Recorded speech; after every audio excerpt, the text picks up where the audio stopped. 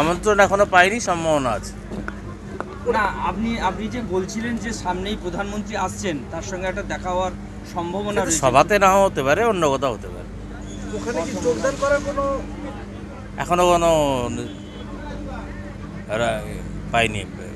দাদা, শুভেন্দু অধিকারীর বিরুদ্ধে এফআইআর দায়ের করতে চান রাজ্য সরকার, কি বলবেন? সেটা রাজ্য সরকারের ব্যাপার। আরেকটা ব্যাপার দাদা, মমতা বন্দ্যোপাধ্যায় নন্দকুমার থেকে ময়নার রেলপথ শিলান্যাস করেছিলেন, তার কি কোনো বাস্তবায়িত হতে পারে? জমি জট বাস্তবতা এ নিয়ে আমরা দীর্ঘ আলোচনা করেছি। রেলও চিন্তাভাবনা করেছে।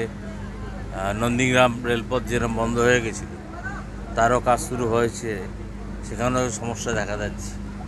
আগামী দিনে নিশ্চিতভাবে এই মুহূর্তে এটা কমেন্টস করার মতো জায়গায় নেই, কেননা এটা সম্পূর্ণভাবে রেল বিবেচনার ক্ষেত্রে রেখেছে। আর আমি সাংসদ হিসেবে আমার দাবি রেলকে জানিয়েছি, রেলমন্ত্রীকে ব্যক্তিগতভাবে বলেছি, তিনি কথা দিয়েছেন। আর জানেন সামনেই নির্বাচন, আর অল্প কয়েকদিনের মধ্যে এই ধরনের কিছু কাজ বা এই ধরনের ঘোষণা করা যায় না। অতএব নিশ্চিতভাবে আমার দাবি থাকবে, এর বাস্তবিকতাও থাক।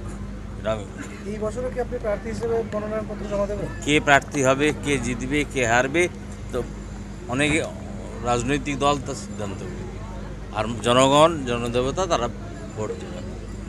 সন্দেশখালী নিয়ে বারবার দেশের প্রধানমন্ত্রীর সাথে সাক্ষাৎ মানে এটা রাজনৈতিক সাক্ষাৎ হতে পারে, তার নিশ্চয়ই নয়। আমি আমার দাবির কথা বলতে পারি, আমি আমার এলাকার উন্নয়নের কথা বলতে পারি।